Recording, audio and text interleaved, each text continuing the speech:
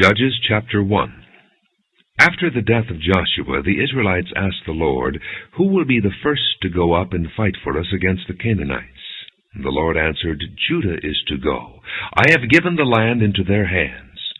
Then the men of Judah said to the Simeonites, their brothers, "Come up with us into the territory allotted to us, to fight against the Canaanites. We in turn will go with you into yours." So the Simeonites went with them. When Judah attacked, the Lord gave the Canaanites and Perizzites into their hands, and they struck down 10,000 men at Bezek. It was there that they found Adoni-Bezek and fought against him, putting to rout the Canaanites and Perizzites. Adoni-Bezek fled, but they chased him and caught him and cut off his thumbs and big toes. Then Adoni-Bezek said, 70 kings with their thumbs and big toes cut off have picked up scraps under my table. Now God has paid me back for what I did to them. They brought him to Jerusalem, and he died there. The men of Judah attacked Jerusalem also and took it. They put the city to the sword and set it on fire. After that, the men of Judah went down to fight against the Canaanites living in the hill country, the Negev and the western foothills. They advanced against the Canaanites living in Hebron, formerly called Kiriath Arba, and defeated Sheshai, Ahiman, and Telmai. From there they advanced against the people living in Debir, formerly called Kiriath Sepher. And Caleb said, "I will give my daughter Achsah in marriage to the man who attacks and captures Kiriath Sepher." Othniel, son of Kenaz, Caleb's younger brother, took it. So Caleb gave his daughter Achsah to him in marriage. One day when she came to Othniel, she urged him to ask her father for a field. When she got off her donkey, Caleb asked her, "What can I do for you?" She replied, "Do me a special favor. Since you have given me land in the Negev, give me also springs of water." Then Caleb gave her the upper and lower springs. The descendants of Moses' father-in-law, the Kenite, went up from the city of palms with the men of Judah to live among the people of the desert of Judah in the Negev near Arad.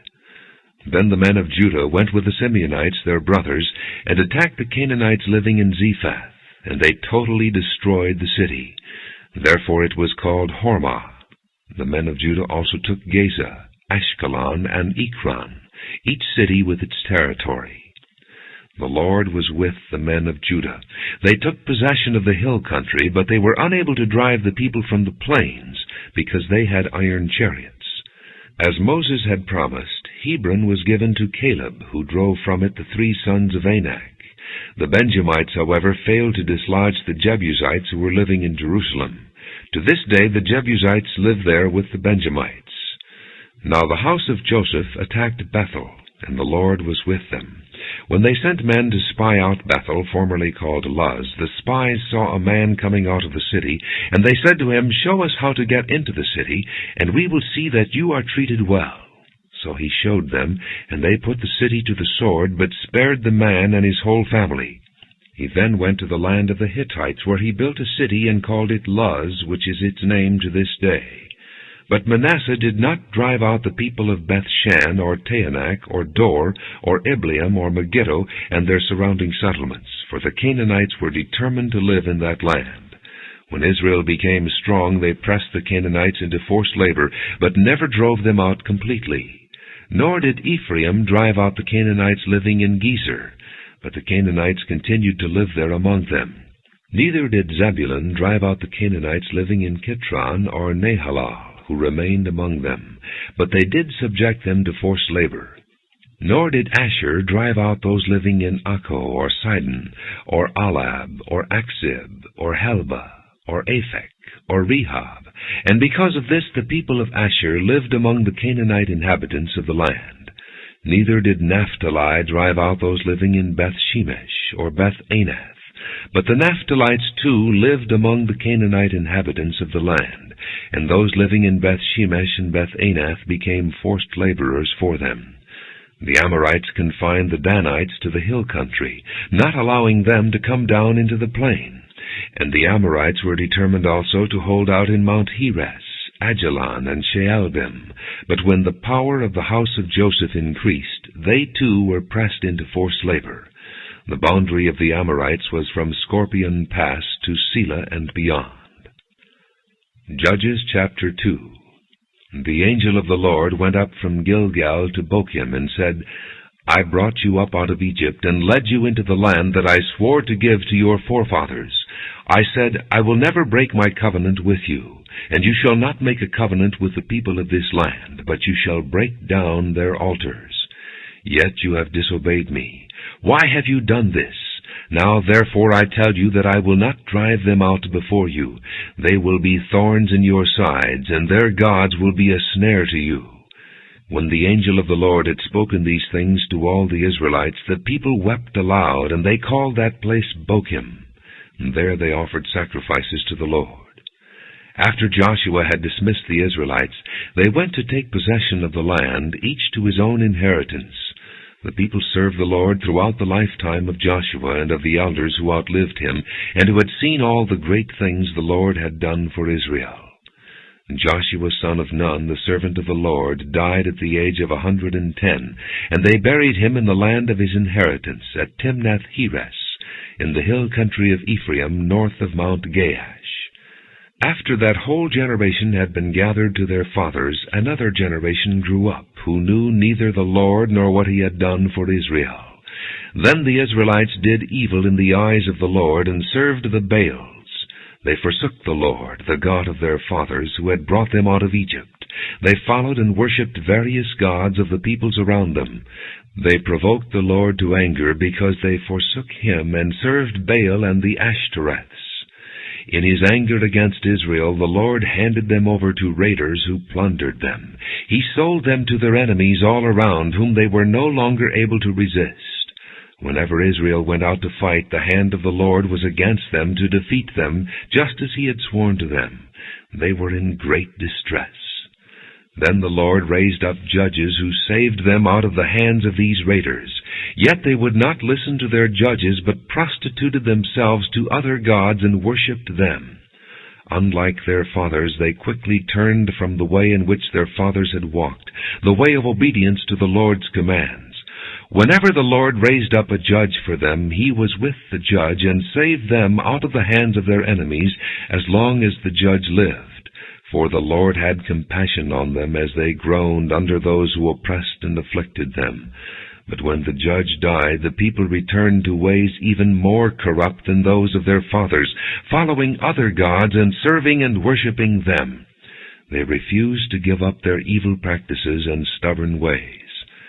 Therefore the Lord was very angry with Israel, and said, Because this nation has violated the covenant that I laid down for their forefathers, and has not listened to me, I will no longer drive out before them any of the nations Joshua left when he died. I will use them to test Israel, and see whether they will keep the way of the Lord, and walk in it as their forefathers did. The Lord had allowed those nations to remain. He did not drive them out at once by giving them into the hands of Joshua. Judges chapter 3. These are the nations the Lord left to test all those Israelites who had not experienced any of the wars in Canaan. He did this only to teach warfare to the descendants of the Israelites who had not had previous battle experience. The 5 rulers of the Philistines, all the Canaanites, the Sidonians, and the Hivites living in the Lebanon mountains from Mount Baal-Hermon to Lebo-Hamath. They were left to test the Israelites, to see whether they would obey the Lord's commands which he had given their forefathers through Moses. The Israelites lived among the Canaanites, Hittites, Amorites, Perizzites, Hivites, and Jebusites. They took their daughters in marriage, and gave their own daughters to their sons, and served their gods. The Israelites did evil in the eyes of the Lord. They forgot the Lord their God, and served the Baals and the Asherahs. The anger of the Lord burned against Israel, so that he sold them into the hands of Cushan-Rishathaim, king of Aram-Naharaim, to whom the Israelites were subject for 8 years. But when they cried out to the Lord, he raised up for them a deliverer, Othniel, son of Kenaz, Caleb's younger brother, who saved them. The Spirit of the Lord came upon him, so that he became Israel's judge and went to war. The Lord gave Cushan-Rishathaim, king of Aram, into the hands of Othniel, who overpowered him. So the land had peace for 40 years, until Othniel, son of Kenaz, died. Once again the Israelites did evil in the eyes of the Lord, and because they did this evil, the Lord gave Eglon, king of Moab, power over Israel. And getting the Ammonites and Amalekites to join him, Eglon came and attacked Israel, and they took possession of the city of Palms. The Israelites were subject to Eglon, king of Moab, for 18 years. Again the Israelites cried out to the Lord, and he gave them a deliverer, Ehud, a left-handed man, the son of Jerah, the Benjamite. The Israelites sent him with tribute to Eglon, king of Moab. Now Ehud had made a double-edged sword about 1.5 feet long, which he strapped to his right thigh under his clothing. He presented the tribute to Eglon, king of Moab, who was a very fat man. After Ehud had presented the tribute, he sent on their way the men who had carried it. At the idols near Gilgal, he himself turned back and said, "I have a secret message for you, O king." The king said, "Quiet," and all his attendants left him. Ehud then approached him while he was sitting alone in the upper room of his summer palace and said, "I have a message from God for you." As the king rose from his seat, Ehud reached with his left hand, drew the sword from his right thigh, and plunged it into the king's belly. Even the handle sank in after the blade, which came out his back. Ehud did not pull the sword out, and the fat closed in over it. Then Ehud went out to the porch. He shut the doors of the upper room behind him and locked them. After he had gone, the servants came and found the doors of the upper room locked. They said he must be relieving himself in the inner room of the house. They waited to the point of embarrassment, but when he did not open the doors of the room, they took a key and unlocked them. There they saw their lord fallen to the floor, dead. While they waited, Ehud got away. He passed by the idols and escaped to Seirah. When he arrived there, he blew a trumpet in the hill country of Ephraim, and the Israelites went down with him from the hills, with him leading them. "Follow me," he ordered, "for the Lord has given Moab, your enemy, into your hands." So they followed him down, and taking possession of the fords of the Jordan that led to Moab, they allowed no one to cross over. At that time they struck down about 10,000 Moabites, all vigorous and strong. Not a man escaped. That day Moab was made subject to Israel, and the land had peace for 80 years. After Ehud came Shamgar, son of Anath, who struck down 600 Philistines with an ox goad. He too saved Israel. Judges chapter 4. After Ehud died, the Israelites once again did evil in the eyes of the Lord. So the Lord sold them into the hands of Jabin, the king of Canaan, who reigned in Hazor. The commander of his army was Sisera, who lived in Harosheth-Hagoyim. Because he had 900 iron chariots and had cruelly oppressed the Israelites for 20 years, they cried to the Lord for help. Deborah, a prophetess, the wife of Lapidoth, was leading Israel at that time. She held court under the palm of Deborah between Ramah and Bethel in the hill country of Ephraim, and the Israelites came to her to have their disputes decided. She sent for Barak, son of Abinoam, from Kedesh and Naphtali, and said to him, "The Lord, the God of Israel, commands you, go take with you 10,000 men of Naphtali and Zebulun, and lead the way to Mount Tabor. I will lure Sisera, the commander of Jabin's army, with his chariots and his troops to the Kishon River, and give him into your hands." Barak said to her, "If you go with me, I will go. But if you don't go with me, I won't go." "Very well," Deborah said, "I will go with you. But because of the way you are going about this, the honor will not be yours, for the Lord will hand Sisera over to a woman." So Deborah went with Barak to Kadesh, where he summoned Zebulun and Naphtali. 10,000 men followed him, and Deborah also went with him. Now Heber the Kenite had left the other Kenites, the descendants of Hobab, Moses' brother-in-law, and pitched his tent by the great tree in Zaanannim, near Kedesh. When they told Sisera that Barak, son of Abinoam, had gone up to Mount Tabor, Sisera gathered together his 900 iron chariots, and all the men with him, from Harosheth-Hagoyim to the Kishon River. Then Deborah said to Barak, "Go, this is the day the Lord has given Sisera into your hands. Has not the Lord gone ahead of you? So Barak went down Mount Tabor, followed by 10,000 men. At Barak's advance the Lord routed Sisera and all his chariots and army by the sword. And Sisera abandoned his chariot and fled on foot.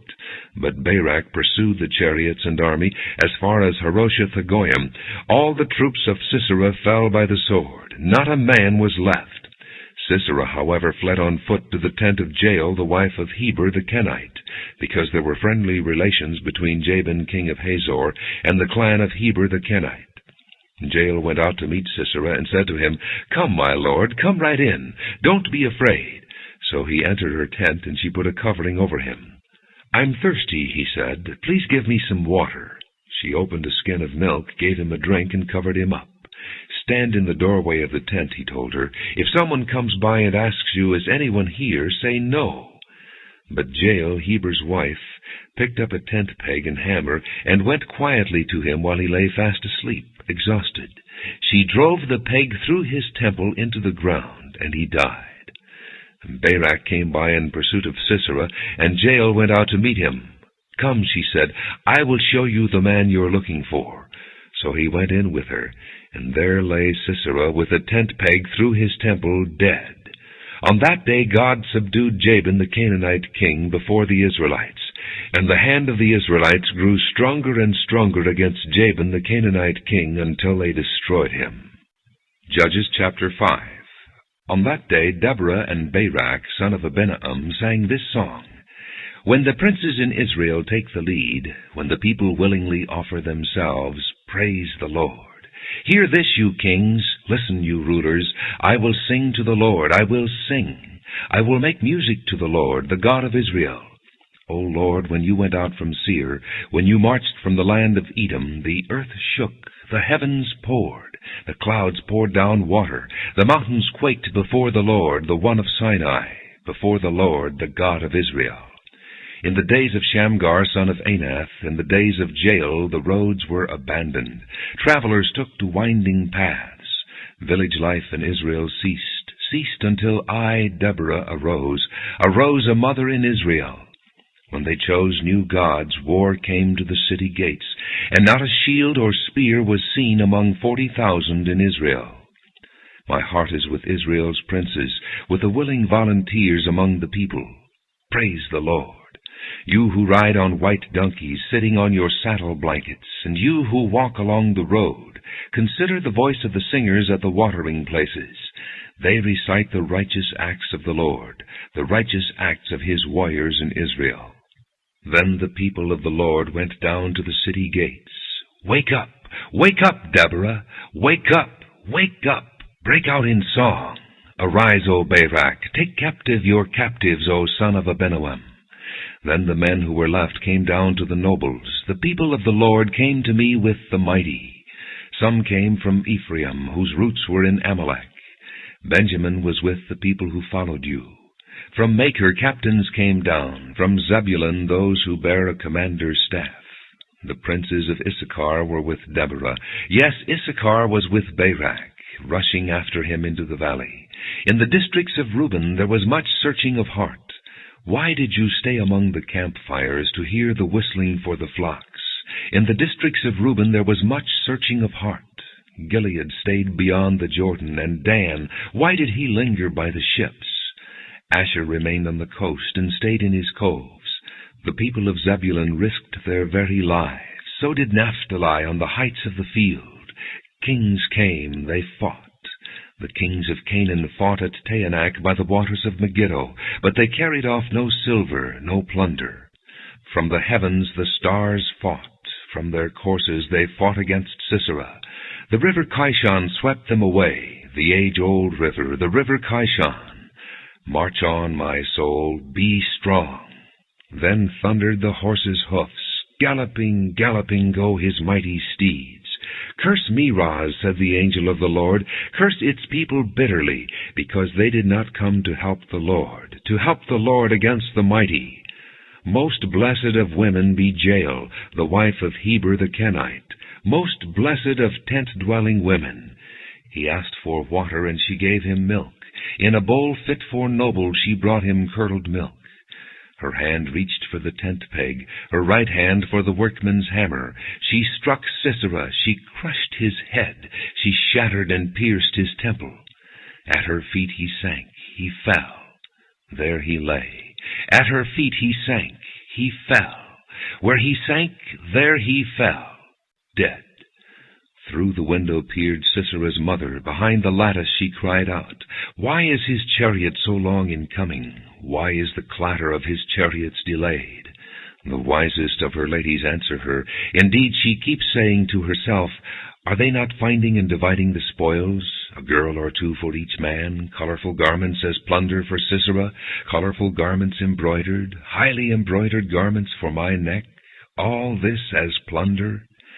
So may all your enemies perish, O Lord, but may they who love you be like the sun when it rises in its strength." Then the land had peace 40 years. Judges chapter 6. Again the Israelites did evil in the eyes of the Lord, and for 7 years he gave them into the hands of the Midianites. Because the power of Midian was so oppressive, the Israelites prepared shelters for themselves in mountain clefts, caves, and strongholds. Whenever the Israelites planted their crops, the Midianites, Amalekites, and other eastern peoples invaded the country. They camped on the land and ruined the crops all the way to Gaza, and did not spare a living thing for Israel, neither sheep, nor cattle, nor donkeys. They came up with their livestock and their tents like swarms of locusts. It was impossible to count the men and their camels. They invaded the land to ravage it. Midian so impoverished the Israelites that they cried out to the Lord for help. When the Israelites cried to the Lord because of Midian, he sent them a prophet who said, "This is what the Lord, the God of Israel, says. I brought you up out of Egypt, out of the land of slavery. I snatched you from the power of Egypt and from the hand of all your oppressors. I drove them from before you and gave you their land. I said to you, I am the Lord your God. Do not worship the gods of the Amorites in whose land you live. But you have not listened to me." The angel of the Lord came and sat down under the oak in Ophrah that belonged to Joash the Abi-Ezrite, where his son Gideon was threshing wheat in a winepress to keep it from the Midianites. When the angel of the Lord appeared to Gideon, he said, "The Lord is with you, mighty warrior." "But Sir," Gideon replied, "if the Lord is with us, why has all this happened to us? Where are all his wonders that our fathers told us about when they said, 'Did not the Lord bring us up out of Egypt?' But now the Lord has abandoned us and put us into the hand of Midian." The Lord turned to him and said, "Go in the strength you have and save Israel out of Midian's hand. Am I not sending you?" "But Lord," Gideon asked, "how can I save Israel? My clan is the weakest in Manasseh, and I am the least in my family." The Lord answered, "I will be with you, and you will strike down all the Midianites together." Gideon replied, "If now I have found favor in your eyes, give me a sign that it is really you talking to me. Please do not go away until I come back and bring my offering and set it before you." And the Lord said, "I will wait until you return." Gideon went in, prepared a young goat, and from an ephah of flour he made bread without yeast. Putting the meat in a basket and its broth in a pot, he brought them out and offered them to him under the oak. The angel of God said to him, "Take the meat and the unleavened bread, place them on this rock, and pour out the broth." And Gideon did so. With the tip of the staff that was in his hand, the angel of the Lord touched the meat and the unleavened bread. Fire flared from the rock, consuming the meat and the bread. And the angel of the Lord disappeared. When Gideon realized that it was the angel of the Lord, he exclaimed, "Ah, sovereign Lord, I have seen the angel of the Lord face to face." But the Lord said to him, "Peace, do not be afraid. You are not going to die." So Gideon built an altar to the Lord there and called it, "The Lord is Peace." To this day it stands in Ophrah of the Abi-Ezrites. That same night the Lord said to him, "Take the second bull from your father's herd, the one 7 years old. Tear down your father's altar to Baal and cut down the Asherah pole beside it. Then build a proper kind of altar to the Lord your God on the top of this height. Using the wood of the Asherah pole that you cut down, offer the second bull as a burnt offering." So Gideon took 10 of his servants and did as the Lord told him. But because he was afraid of his family and the men of the town, he did it at night rather than in the daytime. In the morning when the men of the town got up, there was Baal's altar demolished, with the Asherah pole beside it cut down, and the second bull sacrificed on the newly built altar. They asked each other, "Who did this?" When they carefully investigated, they were told, "Gideon son of Joash did it." The men of the town demanded of Joash, "Bring out your son. He must die, because he has broken down Baal's altar and cut down the Asherah pole beside it." But Joash replied to the hostile crowd around him, "Are you going to plead Baal's cause? Are you trying to save him? Whoever fights for him shall be put to death by morning. If Baal really is a god, he can defend himself when someone breaks down his altar." So that day they called Gideon Jerubbaal, saying, "Let Baal contend with him, because he broke down Baal's altar." Now all the Midianites, Amalekites, and other eastern peoples joined forces and crossed over the Jordan and camped in the valley of Jezreel. Then the Spirit of the Lord came upon Gideon, and he blew a trumpet, summoning the Abiezrites to follow him. He sent messengers throughout Manasseh, calling them to arms, and also into Asher, Zebulun, and Naphtali, so that they too went up to meet them. Gideon said to God, "If you will save Israel by my hand, as you have promised, look, I will place a wool fleece on the threshing floor. If there is dew only on the fleece, and all the ground is dry, then I will know that you will save Israel by my hand, as you said." And that is what happened. Gideon rose early the next day. He squeezed the fleece and wrung out the dew, a bowl full of water. Then Gideon said to God, "Do not be angry with me. Let me make just one more request. Allow me one more test with the fleece. This time make the fleece dry and the ground covered with dew." That night God did so. Only the fleece was dry. All the ground was covered with dew. Judges chapter 7. Early in the morning, Jerubbaal, that is Gideon, and all his men camped at the spring of Harod. The camp of Midian was north of them in the valley near the hill of Moreh.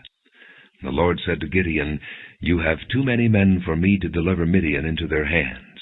In order that Israel may not boast against me that her own strength has saved her, announce now to the people, anyone who trembles with fear may turn back and leave Mount Gilead." So 22,000 men left, while 10,000 remained. But the Lord said to Gideon, "There are still too many men. Take them down to the water, and I will sift them for you there. If I say, 'This one shall go with you,' he shall go. But if I say, 'This one shall not go with you,' he shall not go." So Gideon took the men down to the water. There the Lord told him, "Separate those who lap the water with their tongues like a dog from those who kneel down to drink." 300 men lapped with their hands to their mouths. All the rest got down on their knees to drink. The Lord said to Gideon, "With the 300 men that lapped, I will save you and give the Midianites into your hands. Let all the other men go, each to his own place." So Gideon sent the rest of the Israelites to their tents, but kept the 300, who took over the provisions and trumpets of the others. Now the camp of Midian lay below him in the valley. During that night the Lord said to Gideon, "Get up, go down against the camp, because I am going to give it into your hands. If you are afraid to attack, go down to the camp with your servant Purah, and listen to what they are saying. Afterward you will be encouraged to attack the camp." So he and Purah his servant went down to the outposts of the camp. The Midianites, the Amalekites, and all the other eastern peoples had settled in the valley, thick as locusts. Their camels could no more be counted than the sand on the seashore. Gideon arrived just as a man was telling a friend his dream. "I had a dream," he was saying. "A round loaf of barley bread came tumbling into the Midianite camp. It struck the tent with such force that the tent overturned and collapsed." His friend responded, "This can be nothing other than the sword of Gideon, son of Joash the Israelite. God has given the Midianites and the whole camp into his hands." When Gideon heard the dream and its interpretation, he worshipped God. He returned to the camp of Israel and called out, "Get up! The Lord has given the Midianite camp into your hands." Dividing the 300 men into 3 companies, he placed trumpets and empty jars in the hands of all of them, with torches inside. "Watch me," he told them. "Follow my lead. When I get to the edge of the camp, do exactly as I do. When I and all who are with me blow our trumpets, then from all around the camp blow yours and shout, 'For the Lord and for Gideon.'" Gideon and the 100 men with him reached the edge of the camp at the beginning of the middle watch, just after they had changed the guard. They blew their trumpets and broke the jars that were in their hands. The 3 companies blew the trumpets and smashed the jars. And grasping the torches in their left hands and holding in their right hands the trumpets they were to blow, they shouted, "A sword for the Lord and for Gideon!" While each man held his position around the camp, all the Midianites ran, crying out as they fled. When the 300 trumpets sounded, the Lord caused the men throughout the camp to turn on each other with their swords. The army fled to Beth-shittah toward Zerah, as far as the border of Abel-Meholah, near Tabbath. Israelites from Naphtali, Asher, and all Manasseh were called out, and they pursued the Midianites. Gideon sent messengers throughout the hill country of Ephraim, saying, "Come down against the Midianites, and seize the waters of the Jordan ahead of them as far as Beth-berah." So all the men of Ephraim were called out, and they took the waters of the Jordan as far as Beth-berah. They also captured 2 of the Midianite leaders, Oreb and Zeeb. They killed Oreb at the rock of Oreb, and Zeeb at the winepress of Zeeb. They pursued the Midianites and brought the heads of Oreb and Zeeb to Gideon, who was by the Jordan. Judges chapter 8. Now the Ephraimites asked Gideon, "Why have you treated us like this? Why didn't you call us when you went to fight Midian?" And they criticized him sharply. But he answered them, "What have I accomplished compared to you?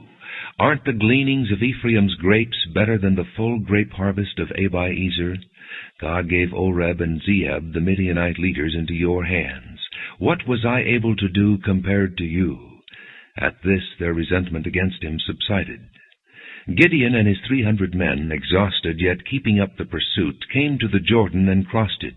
He said to the men of Succoth, "Give my troops some bread. They are worn out, and I am still pursuing Zebah and Zalmunna, the kings of Midian." But the officials of Succoth said, "Do you already have the hands of Zebah and Zalmunna in your possession? Why should we give bread to your troops?" Then Gideon replied, "Just for that, when the Lord has given Zebah and Zalmunna into my hand, I will tear your flesh with desert thorns and briars." From there he went up to Peniel, and made the same request of them. But they answered as the men of Succoth had. So he said to the men of Peniel, "When I return in triumph, I will tear down this tower." Now Zebah and Zalmunna were in Karkor, with a force of about 15,000 men, all that were left of the armies of the eastern peoples. 120,000 swordsmen had fallen. Gideon went up by the route of the nomads, east of Nobah and Jogbehah, and fell upon the unsuspecting army. Zebah and Zalmunna, the 2 kings of Midian, fled, but he pursued them and captured them, routing their entire army. Gideon, son of Joash, then returned from the battle by the pass of Heres. He caught a young man of Succoth and questioned him, and the young man wrote down for him the names of the 77 officials of Succoth, the elders of the town. And then Gideon came and said to the men of Succoth, "Here are Zebah and Zalmunna, about whom you taunted me by saying, 'Do you already have the hands of Zebah and Zalmunna in your possession? Why should we give bread to your exhausted men?'" He took the elders of the town and taught the men of Succoth a lesson by punishing them with desert thorns and briars. He also pulled down the tower of Peniel and killed the men of the town. Then he asked Zebah and Zalmunna, "What kind of men did you kill at Tabor?" "Men like you," they answered, "each one with the bearing of a prince." Gideon replied, "Those were my brothers, the sons of my own mother. As surely as the Lord lives, if you had spared their lives, I would not kill you." And turning to Jether, his oldest son, he said, "Kill them." But Jether did not draw his sword, because he was only a boy and was afraid. Zebah and Zalmunna said, "Come, do it yourself. As is the man, so is his strength." So Gideon stepped forward and killed them, and took the ornaments off their camels' necks. The Israelites said to Gideon, "Rule over us, you, your son, and your grandson, because you have saved us out of the hand of Midian." But Gideon told them, "I will not rule over you, nor will my son rule over you. The Lord will rule over you." And he said, "I do have one request, that each of you give me an earring from your share of the plunder." It was the custom of the Ishmaelites to wear gold earrings. They answered, "We'll be glad to give them." So they spread out a garment, and each man threw a ring from his plunder onto it. The weight of the gold rings he asked for came to 1,700 shekels, not counting the ornaments, the pendants, and the purple garments worn by the kings of Midian, or the chains that were on their camels' necks. Gideon made the gold into an ephod, which he placed in Ophrah, his town. All Israel prostituted themselves by worshipping it there, and it became a snare to Gideon and his family. Thus Midian was subdued before the Israelites, and did not raise its head again. During Gideon's lifetime the land enjoyed peace 40 years. Jerubbaal, son of Joash, went back home to live. He had 70 sons of his own, for he had many wives. His concubine, who lived in Shechem, also bore him a son, whom he named Abimelech. Gideon, son of Joash, died at a good old age, and was buried in the tomb of his father Joash in Ophrah of the Abi-Ezrites. No sooner had Gideon died than the Israelites again prostituted themselves to the Baals. They set up Baal-Berith as their god, and did not remember the Lord their God, who had rescued them from the hands of all their enemies on every side. They also failed to show kindness to the family of Jerubbaal, that is Gideon, for all the good things he had done for them. Judges chapter 9. Abimelech, son of Jerubbaal, went to his mother's brothers in Shechem, and said to them and to all his mother's clan, "Ask all the citizens of Shechem, which is better for you, to have all 70 of Jerubbaal's sons rule over you, or just one man? Remember, I am your flesh and blood." When the brothers repeated all this to the citizens of Shechem, they were inclined to follow Abimelech, for they said, "He is our brother." They gave him 70 shekels of silver from the temple of Baal-Berith, and Abimelech used it to hire reckless adventurers who became his followers. He went to his father's home in Ophrah, and on one stone murdered his 70 brothers, the sons of Jerubbaal. But Jotham, the youngest son of Jerubbaal, escaped by hiding. Then all the citizens of Shechem and Beth Millo gathered beside the great tree at the pillar in Shechem to crown Abimelech king. When Jotham was told about this, he climbed up on the top of Mount Gerizim and shouted to them, "Listen to me, citizens of Shechem, so that God may listen to you." One day the trees went out to anoint a king for themselves. They said to the olive tree, "Be our king." But the olive tree answered, "Should I give up my oil, by which both gods and men are honored, to hold sway over the trees?" Next the tree said to the fig tree, "Come and be our king." But the fig tree replied, "Should I give up my fruit, so good and sweet, to hold sway over the trees?" Then the tree said to the vine, "Come and be our king." But the vine answered, "Should I give up my wine, which cheers both gods and men, to hold sway over the trees?" And finally all the trees said to the thorn bush, "Come and be our king." The thorn bush said to the trees, "If you really want to anoint me king over you, come and take refuge in my shade. But if not, then let fire come out of the thorn bush and consume the cedars of Lebanon." Now if you have acted honorably and in good faith when you made Abimelech king, and if you have been fair to Jerubbaal and his family, and if you have treated him as he deserves, and to think that my father fought for you, risked his life to rescue you from the hand of Midian, but today you have revolted against my father's family, murdered his 70 sons on a single stone, and made Abimelech, the son of his slave girl, king over the citizens of Shechem, because he is your brother. If then you have acted honorably and in good faith toward Jerubbaal and his family today, may Abimelech be your joy, and may you be his too. But if you have not, let fire come out from Abimelech and consume you, citizens of Shechem and Beth Millo, and let fire come out from you, citizens of Shechem and Beth Millo, and consume Abimelech. Then Jotham fled, escaping to Beer, and he lived there because he was afraid of his brother Abimelech. After Abimelech had governed Israel 3 years, God sent an evil spirit between Abimelech and the citizens of Shechem, who acted treacherously against Abimelech. God did this in order that the crime against Jerubbaal's 70 sons, the shedding of their blood, might be avenged on their brother Abimelech and on the citizens of Shechem, who had helped him murder his brothers. In opposition to him, these citizens of Shechem set men on the hilltops to ambush and rob every one who passed by. And this was reported to Abimelech. Now Gaal, son of Ebed, moved with his brothers into Shechem, and its citizens put their confidence in him. After they had gone out into the fields and gathered the grapes and trodden them, they held a festival in the temple of their God. While they were eating and drinking, they cursed Abimelech. Then Gaal, son of Ebed, said, Who is Abimelech, and who is Shechem, that we should be subject to him? Isn't he Jerubbaal's son, and isn't Zebul his deputy? Serve the men of Hamor, Shechem's father. Why should we serve Abimelech? If only this people were under my command, then I would get rid of him. I would say to Abimelech, Call out your whole army. When Zebul, the governor of the city, heard what Gaal, son of Ebed, said, he was very angry. Under cover he sent messengers to Abimelech, saying, Gaal, son of Ebed, and his brothers have come to Shechem and are stirring up the city against you. Now then, during the night you and your men should come and lie in wait in the fields. In the morning at sunrise advance against the city. When Gaal and his men come out against you, do whatever your hand finds to do. So Abimelech and all his troops set out by night and took up concealed positions near Shechem in 4 companies.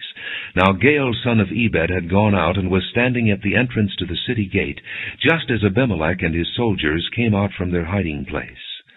When Gaal saw them, he said to Zebul, Look, people are coming down from the tops of the mountains. And Zebul replied, You mistake the shadows of the mountains for men. But Gaal spoke up again, Look, people are coming down from the center of the land, and a company is coming from the direction of the soothsayer's tree. Then Zebul said to him, Where is your big talk now, you who said, Who is Abimelech that we should be subject to him? Aren't these the men you ridiculed? Go out and fight them. So Gaal led out the citizens of Shechem and fought Abimelech.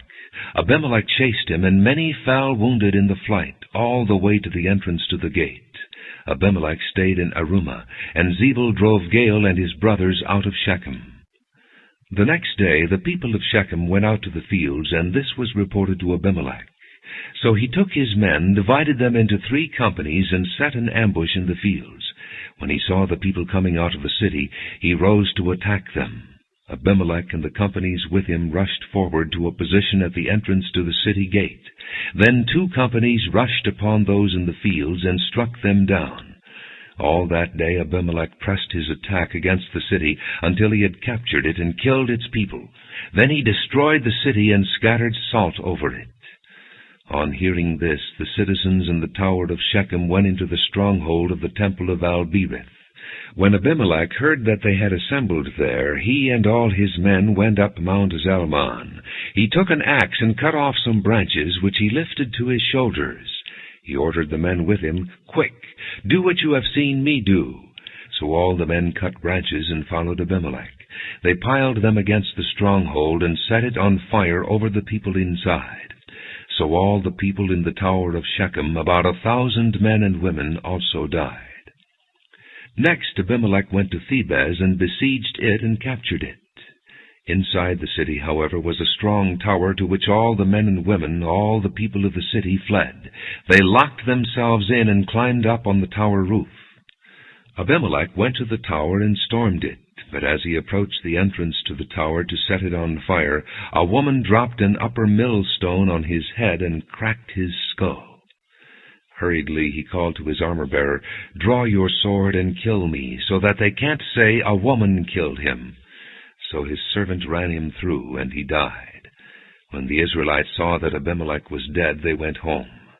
Thus God repaid the wickedness that Abimelech had done to his father by murdering his 70 brothers. God also made the men of Shechem pay for all their wickedness. The curse of Jotham, son of Jerubbaal, came on them. Judges chapter 10. After the time of Abimelech, a man of Issachar, Tola, son of Puah, the son of Doda, rose to save Israel. He lived in Shamir, in the hill country of Ephraim. He led Israel 23 years. Then he died and was buried in Shamir. He was followed by Jair of Gilead, who led Israel 22 years. He had 30 sons who rode 30 donkeys. They controlled 30 towns in Gilead, which to this day are called Havoth-Jair. When Jair died, he was buried in Camon. Again the Israelites did evil in the eyes of the Lord. They served the Baals and the Ashtoreths, and the gods of Aram, the gods of Sidon, the gods of Moab, the gods of the Ammonites, and the gods of the Philistines. And because the Israelites forsook the Lord and no longer served him, he became angry with them. He sold them into the hands of the Philistines and the Ammonites, who that year shattered and crushed them. For 18 years they oppressed all the Israelites on the east side of the Jordan in Gilead, the land of the Amorites. The Ammonites also crossed the Jordan to fight against Judah, Benjamin, and the house of Ephraim, and Israel was in great distress.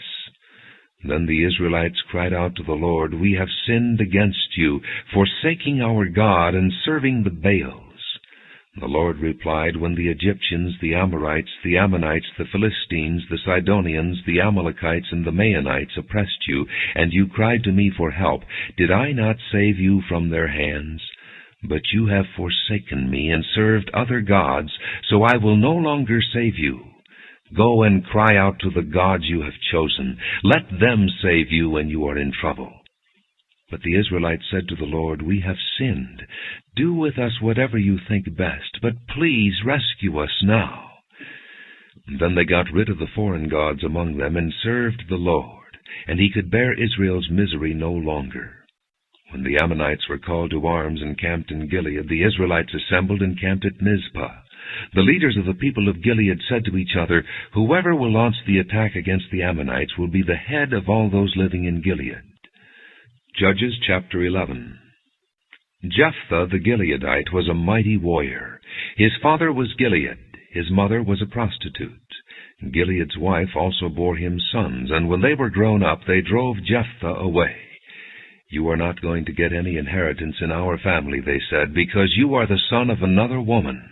So Jephthah fled from his brothers and settled in the land of Tob, where a group of adventurers gathered around him and followed him. Some time later, when the Ammonites made war on Israel, the elders of Gilead went to get Jephthah from the land of Tob. "Come," they said, "be our commander, so we can fight the Ammonites." And Jephthah said to them, "Didn't you hate me and drive me from my father's house? Why do you come to me now when you're in trouble?" The elders of Gilead said to him, "Nevertheless, we are turning to you now. Come with us to fight the Ammonites, and you will be our head over all who live in Gilead." And Jephthah answered, "Suppose you take me back to fight the Ammonites, and the Lord gives them to me. Will I really be your head?" The elders of Gilead replied, "The Lord is our witness. We will certainly do as you say." So Jephthah went with the elders of Gilead, and the people made him head and commander over them. And he repeated all his words before the Lord in Mizpah. Then Jephthah sent messengers to the Ammonite king with the question, "What do you have against us that you have attacked our country?" The king of the Ammonites answered Jephthah's messengers, "When Israel came up out of Egypt, they took away my land from the Arnon to the Jabbok, all the way to the Jordan. Now give it back peaceably." And Jephthah sent back messengers to the Ammonite king, saying, "This is what Jephthah says. Israel did not take the land of Moab or the land of the Ammonites. But when they came up out of Egypt, Israel went through the desert to the Red Sea and on to Kadesh. Then Israel sent messengers to the king of Edom, saying, 'Give us permission to go through your country.' But the king of Edom would not listen. They sent also to the king of Moab, and he refused. So Israel stayed at Kadesh. Next they traveled through the desert, skirted the lands of Edom and Moab, passed along the eastern side of the country of Moab, and camped on the other side of the Arnon. They did not enter the territory of Moab, for the Arnon was its border. Then Israel sent messengers to Sihon, king of the Amorites, who ruled in Heshbon, and said to him, 'Let us pass through your country to our own place.' Sihon, however, did not trust Israel to pass through his territory. He mustered all his men and encamped at Jahaz and fought with Israel. Then the Lord, the God of Israel, gave Sihon and all his men into Israel's hands, and they defeated them. Israel took over all the land of the Amorites who lived in that country, capturing all of it, from the Arnon to the Jabbok, and from the desert to the Jordan. Now since the Lord, the God of Israel, has driven the Amorites out before his people Israel, what right have you to take it over? Will you not take what your god Chemosh gives you? Likewise, whatever the Lord our God has given us, we will possess. Are you better than Balak son of Zippor, king of Moab? Did he ever quarrel with Israel or fight with them? For 300 years Israel occupied Heshbon, Aroer, the surrounding settlements, and all the towns along the Arnon. Why didn't you retake them during that time? I have not wronged you, but you are doing me wrong by waging war against me. Let the Lord, the judge, decide the dispute this day between the Israelites and the Ammonites. The king of Ammon, however, paid no attention to the message Jephthah sent him. Then the Spirit of the Lord came upon Jephthah. He crossed Gilead and Manasseh, passed through Mizpah of Gilead, and from there he advanced against the Ammonites. And Jephthah made a vow to the Lord, "If you give the Ammonites into my hands, whatever comes out of the door of my house to meet me when I return in triumph from the Ammonites will be the Lord's, and I will sacrifice it as a burnt offering." Then Jephthah went over to fight the Ammonites, and the Lord gave them into his hands. He devastated 20 towns from Aroer to the vicinity of Minnith, as far as Abel-keramim. Thus Israel subdued Ammon. When Jephthah returned to his home in Mizpah, who should come out to meet him but his daughter, dancing to the sound of tambourines? She was an only child. Except for her he had neither son nor daughter. When he saw her, he tore his clothes and cried, "Oh, my daughter, you have made me miserable and wretched, because I have made a vow to the Lord that I cannot break." "My father," she replied, "you have given your word to the Lord. Do to me just as you promised, now that the Lord has avenged you of your enemies, the Ammonites. But grant me this one request," she said. "Give me 2 months to roam the hills and weep with my friends, because I will never marry." "You may go," he said, and he let her go for 2 months. She and the girls went into the hills and wept because she would never marry. After the 2 months she returned to her father, and he did to her as he had vowed, and she was a virgin. From this comes the Israelite custom that each year the young women of Israel go out for 4 days to commemorate the daughter of Jephthah the Gileadite. Judges chapter 12. The men of Ephraim called out their forces, crossed over to Zaphon, and said to Jephthah, "Why did you go to fight the Ammonites without calling us to go with you? We're going to burn down your house over your head." Jephthah answered, "I and my people were engaged in a great struggle with the Ammonites, and although I called, you didn't save me out of their hands. When I saw that you wouldn't help, I took my life in my hands and crossed over to fight the Ammonites, and the Lord gave me the victory over them. Now why have you come up today to fight me?" Jephthah then called together the men of Gilead and fought against Ephraim. The Gileadites struck them down because the Ephraimites had said, "You Gileadites are renegades from Ephraim and Manasseh." The Gileadites captured the fords of the Jordan leading to Ephraim, and whenever a survivor of Ephraim said, "Let me cross over," the men of Gilead asked him, "Are you an Ephraimite?" If he replied no, they said, "All right, say Shibboleth." If he said Sibboleth, because he could not pronounce the word correctly, they seized him and killed him at the fords of the Jordan. 42,000 Ephraimites were killed at that time. Jephthah led Israel 6 years. Then Jephthah the Gileadite died, and was buried in a town in Gilead. After him Ibzan of Bethlehem led Israel. He had 30 sons and 30 daughters. He gave his daughters away in marriage to those outside his clan, and for his sons he brought in 30 young women as wives from outside his clan. Ibzan led Israel 7 years. Then Ibzan died and was buried in Bethlehem. After him Elon the Zebulunite led Israel 10 years. Then Elon died and was buried in Ajalon in the land of Zebulun. After him Abdon son of Hillel from Pirathon led Israel. He had 40 sons and 30 grandsons who rode on 70 donkeys. He led Israel 8 years. Then Abdon son of Hillel died, and was buried at Pirathon in Ephraim, in the hill country of the Amalekites. Judges chapter 13. Again the Israelites did evil in the eyes of the Lord, so the Lord delivered them into the hand of the Philistines for 40 years. A certain man of Zorah named Manoah, from the clan of the Danites, had a wife who was sterile and remained childless. The angel of the Lord appeared to her and said, "You are sterile and childless, but you are going to conceive and have a son.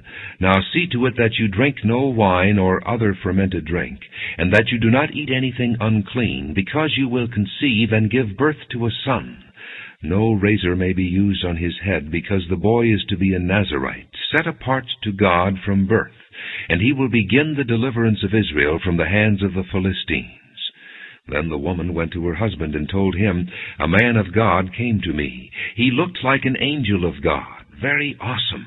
I didn't ask him where he came from, and he didn't tell me his name. But he said to me, 'You will conceive and give birth to a son.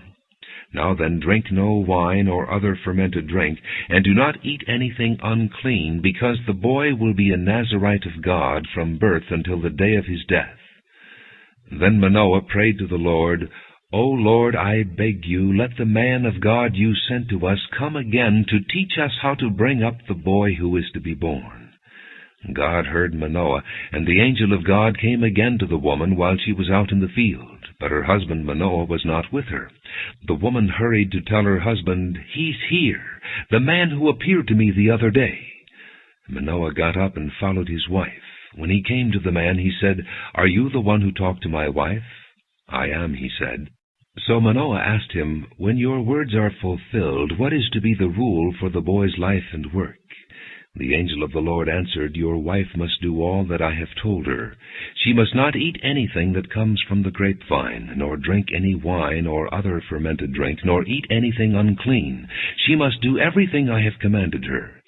Manoah said to the angel of the Lord, 'We would like you to stay until we prepare a young goat for you.'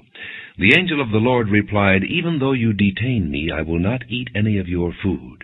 But if you prepare a burnt offering, offer it to the Lord.'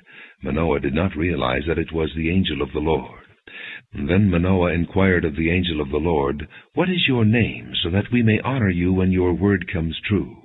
He replied, 'Why do you ask my name? It is beyond understanding.'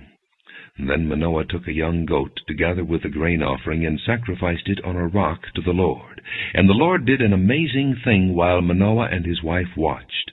As the flame blazed up from the altar toward heaven, the angel of the Lord ascended in the flame. Seeing this, Manoah and his wife fell with their faces to the ground. When the angel of the Lord did not show himself again to Manoah and his wife, Manoah realized that it was the angel of the Lord. 'We are doomed to die,' he said to his wife.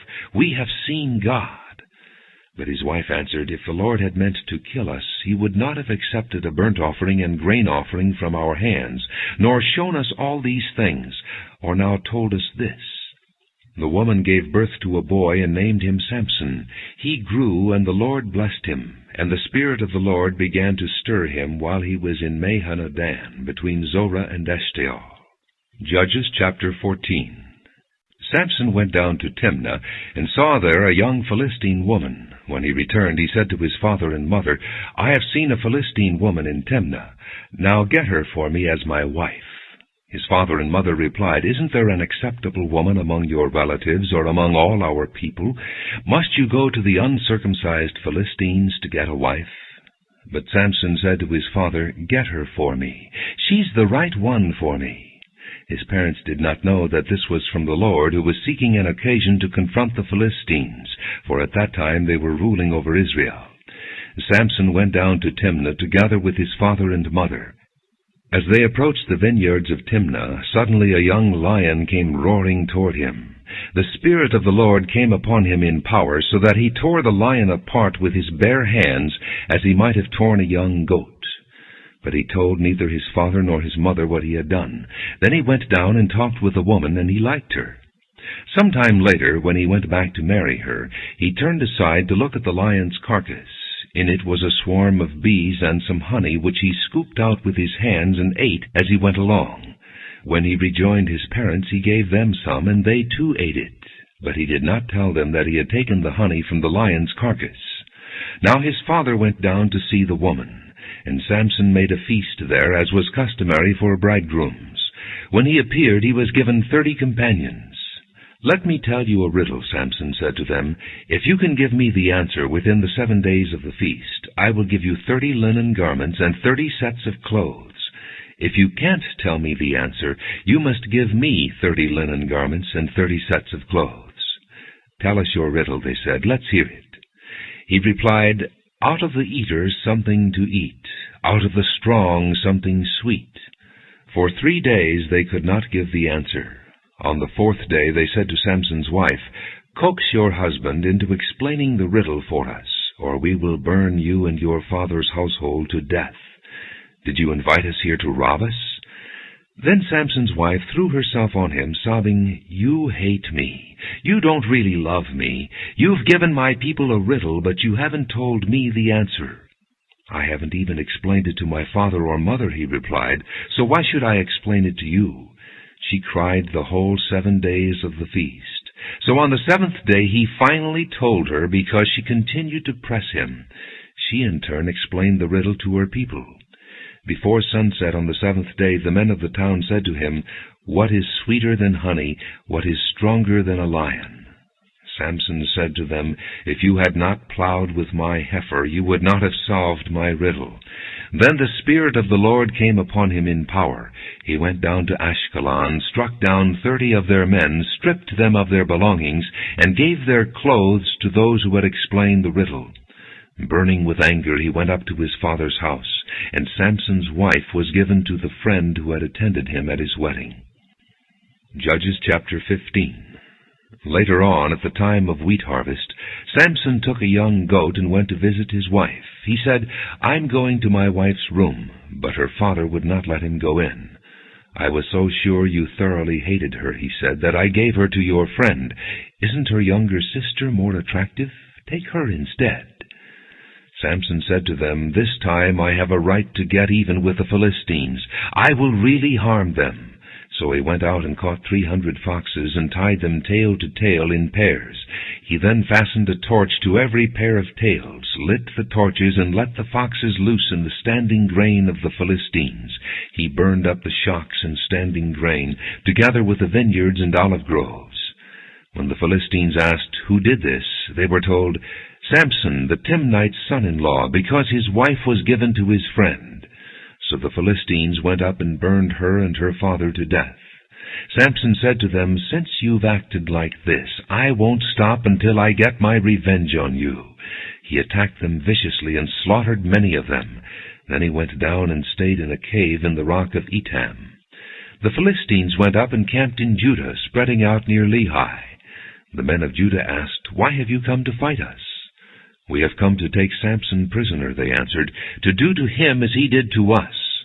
Then 3,000 men from Judah went down to the cave in the rock of Etam and said to Samson, Don't you realize that the Philistines are rulers over us? What have you done to us? He answered, I merely did to them what they did to me. They said to him, We've come to tie you up and hand you over to the Philistines. Samson said, Swear to me that you won't kill me yourselves. Agreed, they answered. We will only tie you up and hand you over to them. We will not kill you. So they bound him with 2 new ropes and led him up from the rock. As he approached Lehi, the Philistines came toward him, shouting. The Spirit of the Lord came upon him in power. The ropes on his arms became like charred flax, and the bindings dropped from his hands. Finding a fresh jawbone of a donkey, he grabbed it and struck down 1,000 men.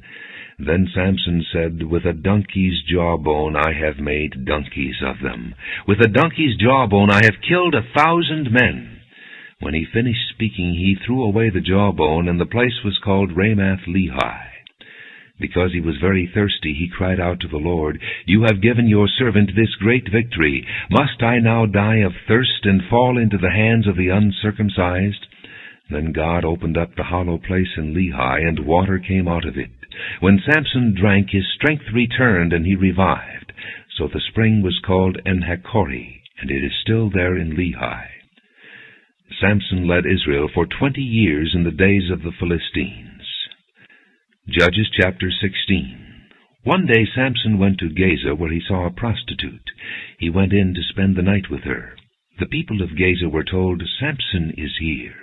So they surrounded the place and lay in wait for him all night at the city gate. They made no move during the night, saying, At dawn we'll kill him. But Samson lay there only until the middle of the night. Then he got up and took hold of the doors of the city gate, together with the 2 posts, and tore them loose, bar and all. He lifted them to his shoulders and carried them to the top of the hill that faces Hebron. Some time later he fell in love with a woman in the valley of Sorek, whose name was Delilah. The rulers of the Philistines went to her and said, "See if you can lure him into showing you the secret of his great strength, and how we can overpower him, so we may tie him up and subdue him. Each one of us will give you 1,100 shekels of silver." So Delilah said to Samson, "Tell me the secret of your great strength, and how you can be tied up and subdued." Samson answered her, "If anyone ties me with 7 fresh thongs that have not been dried, I'll become as weak as any other man." Then the rulers of the Philistines brought her 7 fresh thongs that had not been dried, and she tied him with them. With men hidden in the room, she called to him, "Samson, the Philistines are upon you." But he snapped the thongs as easily as a piece of string snaps when it comes close to a flame. So the secret of his strength was not discovered. Then Delilah said to Samson, "You have made a fool of me. You lied to me. Come now, tell me how you can be tied." He said, "If anyone ties me securely with new ropes that have never been used, I'll become as weak as any other man." So Delilah took new ropes and tied him with them. Then with men hidden in the room she called to him, "Samson, the Philistines are upon you." But he snapped the ropes off his arms as if they were threads. Delilah then said to Samson, "Until now you have been making a fool of me and lying to me. Tell me how you can be tied." He replied, "If you weave the 7 braids of my head into the fabric on the loom and tighten it with the pin, I'll become as weak as any other man." So while he was sleeping, Delilah took the 7 braids of his head, wove them into the fabric, and tightened it with the pin. Again she called to him, "Samson, the Philistines are upon you." He awoke from his sleep and pulled up the pin and the loom with the fabric. Then she said to him, "How can you say I love you when you won't confide in me? This is the 3rd time you have made a fool of me and haven't told me the secret of your great strength." With such nagging she prodded him day after day until he was tired to death. So he told her everything. "No razor has ever been used on my head," he said, "because I have been a Nazirite set apart to God since birth. If my head were shaved, my strength would leave me, and I would become as weak as any other man." When Delilah saw that he had told her everything, she sent word to the rulers of the Philistines, "Come back once more. He has told me everything." So the rulers of the Philistines returned with the silver in their hands. Having put him to sleep on her lap, she called a man to shave off the 7 braids of his hair, and so began to subdue him. And his strength left him. Then she called, "Samson, the Philistines are upon you." He awoke from his sleep and thought, "I'll go out as before and shake myself free." But he did not know that the Lord had left him. Then the Philistines seized him, gouged out his eyes, and took him down to Gaza. Binding him with bronze shackles, they set him to grinding in the prison. But the hair on his head began to grow again after it had been shaved. Now the rulers of the Philistines assembled to offer a great sacrifice to Dagon, their god, and to celebrate, saying, "Our God has delivered Samson, our enemy, into our hands." When the people saw him, they praised their God, saying, "Our God has delivered our enemy into our hands, the one who laid waste our land and multiplied our slain."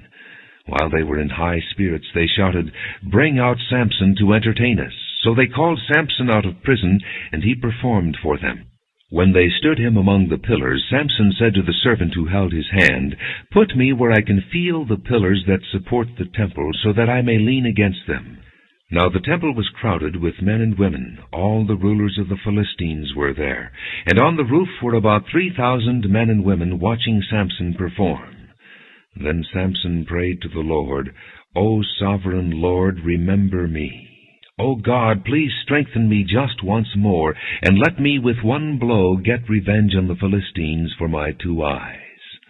Then Samson reached toward the 2 central pillars on which the temple stood. Bracing himself against them, his right hand on the one and his left hand on the other, Samson said, "Let me die with the Philistines." Then he pushed with all his might, and down came the temple on the rulers and all the people in it. Thus he killed many more when he died than while he lived.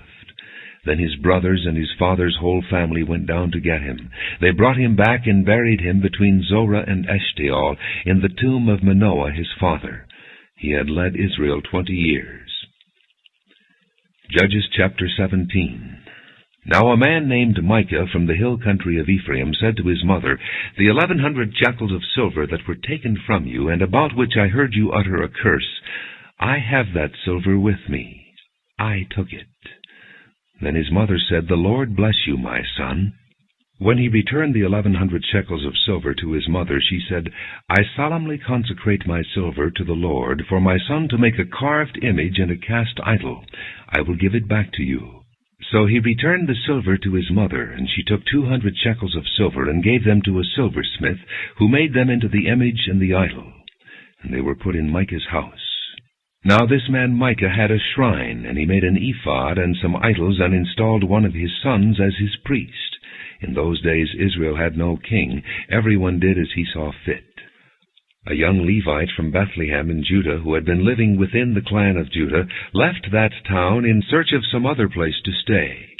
On his way he came to Micah's house in the hill country of Ephraim. Micah asked him, "Where are you from?" "I'm a Levite from Bethlehem in Judah," he said, "and I'm looking for a place to stay." Then Micah said to him, "Live with me and be my father and priest, and I'll give you 10 shekels of silver a year, your clothes and your food." So the Levite agreed to live with him, and the young man was to him like one of his sons. Then Micah installed the Levite, and the young man became his priest and lived in his house. And Micah said, "Now I know that the Lord will be good to me, since this Levite has become my priest." Judges chapter 18. In those days Israel had no king. And in those days the tribe of the Danites was seeking a place of their own where they might settle, because they had not yet come into an inheritance among the tribes of Israel. So the Danites sent 5 warriors from Zorah and Eshtaol to spy out the land and explore it. These men represented all their clans. They told them, "Go, explore the land." And the men entered the hill country of Ephraim and came to the house of Micah, where they spent the night. When they were near Micah's house, they recognized the voice of the young Levite. So they turned in there and asked him, "Who brought you here? What are you doing in this place? Why are you here?" He told them what Micah had done for him and said, "He has hired me, and I am his priest." Then they said to him, "Please inquire of God to learn whether our journey will be successful." The priest answered them, "Go in peace. Your journey has the Lord's approval." So the 5 men left and came to Laish, where they saw that the people were living in safety, like the Sidonians, unsuspecting and secure. And since their land lacked nothing, they were prosperous. Also they lived a long way from the Sidonians and had no relationship with anyone else. When they returned to Zorah and Eshtaol, their brothers asked them, "How did you find things?" And they answered, "Come on, let's attack them. We have seen that the land is very good." "Aren't you going to do something? Don't hesitate to go there and take it over. When you get there, you will find an unsuspecting people and a spacious land that God has put into your hands, a land that lacks nothing whatever." Then 600 men from the clan of the Danites, armed for battle, set out from Zorah and Eshtaol. On their way, they set up camp near Kiriath-Jearim in Judah. This is why the place west of Kiriath-Jearim is called Mahaneh-dan to this day. From there they went on to the hill country of Ephraim and came to Micah's house. Then the 5 men who had spied out the land of Laish said to their brothers, "Do you know that one of these houses has an ephod, other household gods, a carved image, and a cast idol? Now you know what to do." So they turned in there and went to the house of the young Levite at Micah's place and greeted him. The 600 Danites, armed for battle, stood at the entrance to the gate. The 5 men who had spied out the land went inside and took the carved image, the ephod, the other household gods, and the cast idol, while the priest and the 600 armed men stood at the entrance to the gate. When these men went into Micah's house and took the carved image, the ephod, the other household gods, and the cast idol, the priest said to them, "What are you doing?" They answered him, "Be quiet. Don't say a word. Come with us and be our father and priest. Isn't it better that you serve a tribe and clan in Israel as priest rather than just one man's household?"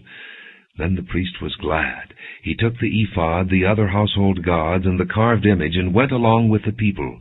Putting their little children, their livestock, and their possessions in front of them, they turned away and left. When they had gone some distance from Micah's house, the men who lived near Micah were called together and overtook the Danites. As they shouted after them, the Danites turned and said to Micah, "What's the matter with you, that you called out your men to fight?"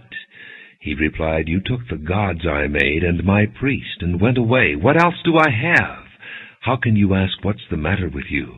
And the Danites answered, "Don't argue with us, or some hot-tempered men will attack you, and your family will lose your lives."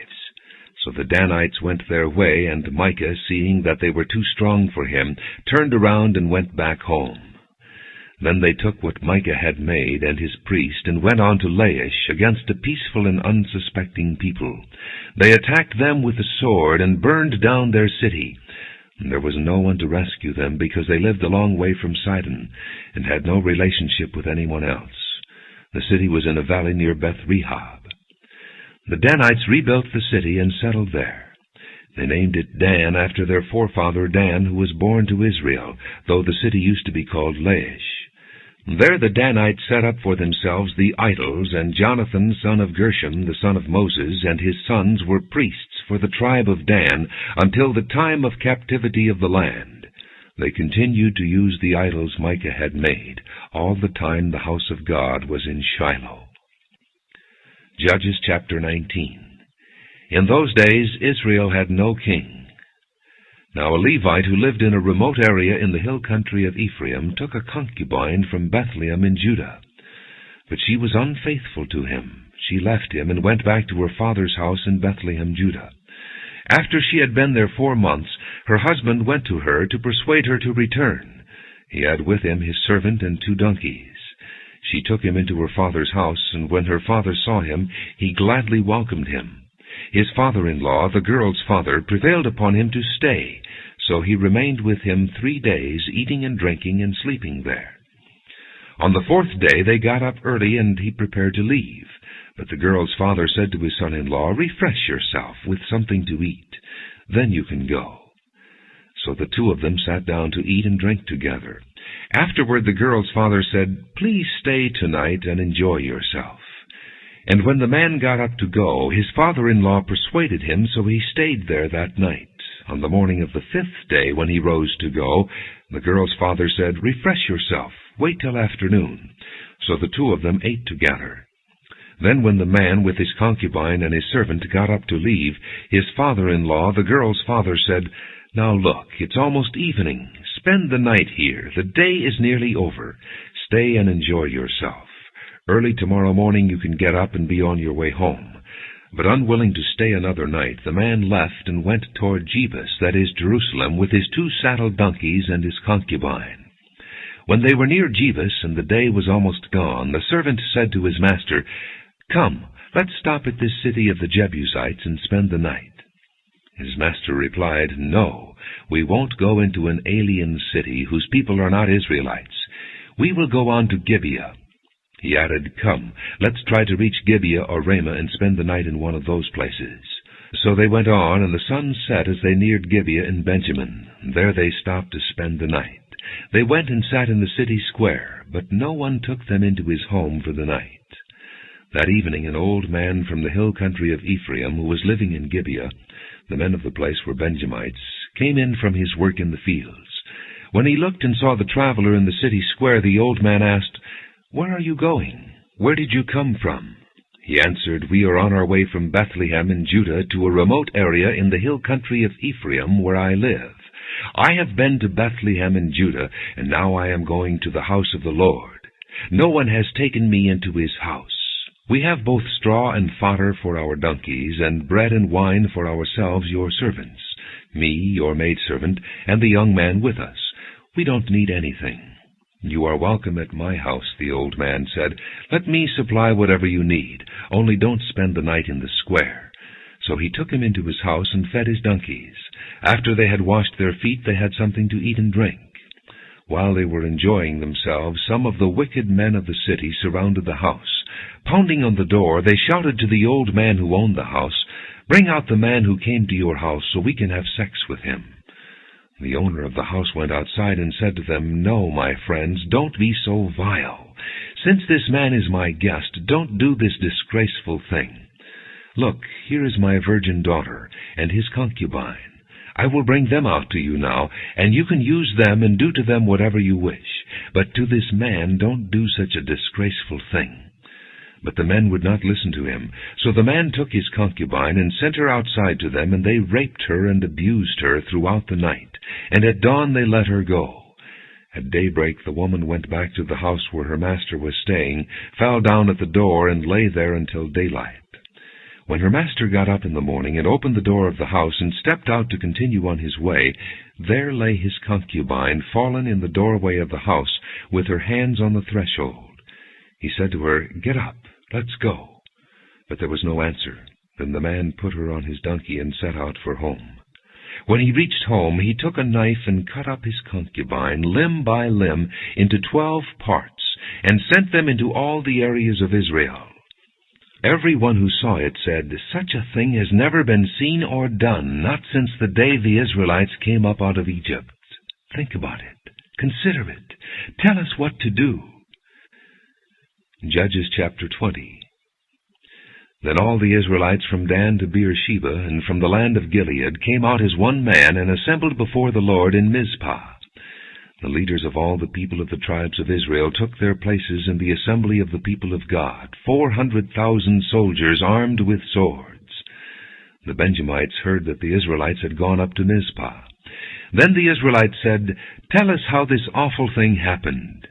So the Levite, the husband of the murdered woman, said, "I and my concubine came to Gibeah in Benjamin to spend the night. During the night the men of Gibeah came after me and surrounded the house, intending to kill me. They raped my concubine, and she died. I took my concubine, cut her into pieces, and sent one piece to each region of Israel's inheritance, because they committed this lewd and disgraceful act in Israel. Now all you Israelites, speak up and give your verdict." All the people rose as one man, saying, "None of us will go home. No, not one of us will return to his house. But now this is what we'll do to Gibeah. We'll go up against it as the lot directs. We'll take 10 men out of every 100 from all the tribes of Israel, and 100 from 1,000, and 1,000 from 10,000, to get provisions for the army.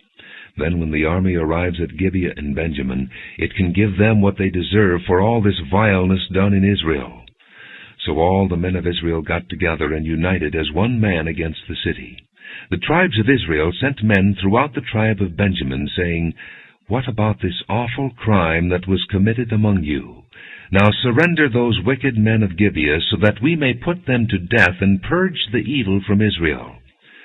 But the Benjamites would not listen to their fellow Israelites. From their towns they came together at Gibeah to fight against the Israelites. At once the Benjamites mobilized 26,000 swordsmen from their towns, in addition to 700 chosen men from those living in Gibeah. Among all these soldiers there were 700 chosen men who were left-handed, each of whom could sling a stone at a hair and not miss. Israel, apart from Benjamin, mustered 400,000 swordsmen, all of them fighting men. The Israelites went up to Bethel and inquired of God. They said, "Who of us shall go first to fight against the Benjamites?" The Lord replied, "Judah shall go first." The next morning the Israelites got up and pitched camp near Gibeah. The men of Israel went out to fight the Benjamites and took up battle positions against them at Gibeah. The Benjamites came out of Gibeah and cut down 22,000 Israelites on the battlefield that day. But the men of Israel encouraged one another, and again took up their positions where they had stationed themselves the first day. The Israelites went up and wept before the Lord until evening, and they inquired of the Lord. They said, "Shall we go up again to battle against the Benjamites, our brothers?" The Lord answered, "Go up against them." Then the Israelites drew near to Benjamin the second day. This time, when the Benjamites came out from Gibeah to oppose them, they cut down another 18,000 Israelites, all of them armed with swords. Then the Israelites, all the people, went up to Bethel, and there they sat weeping before the Lord. They fasted that day until evening, and presented burnt offerings and fellowship offerings to the Lord. And the Israelites inquired of the Lord. In those days the ark of the covenant of God was there, with Phinehas son of Eleazar the son of Aaron ministering before it. They asked, Shall we go up again to battle with Benjamin our brother, or not? The Lord responded, Go, for tomorrow I will give them into your hands. Then Israel set an ambush around Gibeah. They went up against the Benjamites on the third day, and took up positions against Gibeah as they had done before. The Benjamites came out to meet them, and were drawn away from the city. They began to inflict casualties on the Israelites as before, so that about 30 men fell in the open field and on the roads, the one leading to Bethel and the other to Gibeah. While the Benjamites were saying, We are defeating them as before, the Israelites were saying, Let's retreat and draw them away from the city to the roads. All the men of Israel moved from their places and took up positions at Baal-Tamar, and the Israelite ambush charged out of its place on the west of Gibeah. Then 10,000 of Israel's finest men made a frontal attack on Gibeah. The fighting was so heavy that the Benjamites did not realize how near disaster was. The Lord defeated Benjamin before Israel, and on that day the Israelites struck down 25,100 Benjamites, all armed with swords. Then the Benjamites saw that they were beaten. Now the men of Israel had given way before Benjamin, because they relied on the ambush they had set near Gibeah. The men who had been in ambush made a sudden dash into Gibeah, spread out, and put the whole city to the sword. The men of Israel had arranged with the ambush that they should send up a great cloud of smoke from the city, and then the men of Israel would turn in the battle. The Benjamites had begun to inflict casualties on the men of Israel, about 30, and they said, We are defeating them as in the first battle. But when the column of smoke began to rise from the city, the Benjamites turned and saw the smoke of the whole city going up into the sky. Then the men of Israel turned on them, and the men of Benjamin were terrified, because they realized that disaster had come upon them. So they fled before the Israelites in the direction of the desert, but they could not escape the battle. And the men of Israel who came out of the towns cut them down there. They surrounded the Benjamites, chased them, and easily overran them in the vicinity of Gibeah on the east. 18,000 Benjamites fell, all of them valiant fighters. As they turned and fled toward the desert to the rock of Rimmon, the Israelites cut down 5,000 men along the roads. They kept pressing after the Benjamites as far as Gidom, and struck down 2,000 more. On that day 25,000 Benjamite swordsmen fell, all of them valiant fighters, but 600 men turned and fled into the desert to the rock of Rimmon, where they stayed 4 months. The men of Israel went back to Benjamin and put all the towns to the sword, including the animals and everything else they found. All the towns they came across they set on fire. Judges chapter 21. The men of Israel had taken an oath at Mizpah. Not one of us will give his daughter in marriage to a Benjamite. The people went to Bethel, where they sat before God until evening, raising their voices and weeping bitterly. O Lord, the God of Israel, they cried, why has this happened to Israel? Why should one tribe be missing from Israel today? Early the next day the people built an altar and presented burnt offerings and fellowship offerings. Then the Israelites asked, Who from all the tribes of Israel has failed to assemble before the Lord? For they had taken a solemn oath that anyone who failed to assemble before the Lord at Mizpah should certainly be put to death. Now the Israelites grieved for their brothers, the Benjamites. Today one tribe is cut off from Israel, they said. How can we provide wives for those who are left, since we have taken an oath by the Lord not to give them any of our daughters in marriage? Then they asked which one of the tribes of Israel failed to assemble before the Lord at Mizpah. And they discovered that no one from Jabesh-Gilead had come to the camp for the assembly.